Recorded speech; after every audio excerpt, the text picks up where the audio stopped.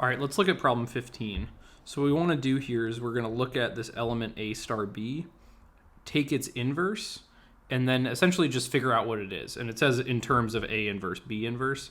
But the first step is going to be, what is the actual inverse of A star B? So we need to remind ourselves what a group is. And we have these 4 group axioms here that we've been using quite a bit. So here in this problem, we're assuming A and B are in the group, which by closure means that A star B is in the group. And then by the inverse property means that A star B inverse, which is what we're talking about, is also in the group. Now, when we're looking for the inverse of A star B, remember that's an element which is listed as B down here. Let's make it clear. So we have A star B. A star B is an element. We want to find its inverse, which means we want to find, we'll call it X, such that if we multiply on the right or the left, both of these get us back to the identity. Okay. Now, we don't know very much, so there's not many possible guesses we can have for this element. So let's take a look.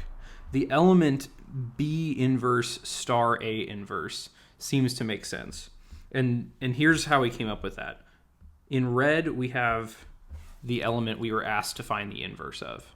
So we're looking at left multiplication. So this in orange is a new element. And let's first convince ourselves that it's part of the group. We know that B is part of the group because that was our starting point, which means B inverse is part of the group. We know that A is part of the group, which means that A inverse is part of the group.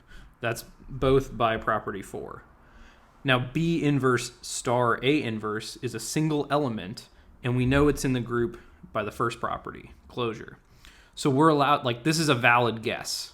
I'm going to take this element of the group and multiply on the left and right and see if we get the inverse property to hold, the last property there.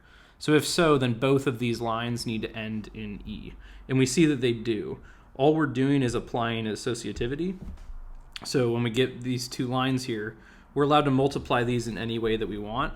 So we multiply the inside first, which gives us something times its inverse, which is always E, and then you can see both equations essentially collapse down into E. And this is a property of groups here, that the inverse of A star B equals B inverse A inverse. That's kind of hidden as an exercise here. So this is a great problem to remember and keep on your short list of properties of groups. Thanks for watching this video. I hope you enjoyed it. Make sure to subscribe so you don't miss out on future videos. And if you have a question about this problem, or if you'd like to request a solution to a different problem you're working on, let me know in a comment below.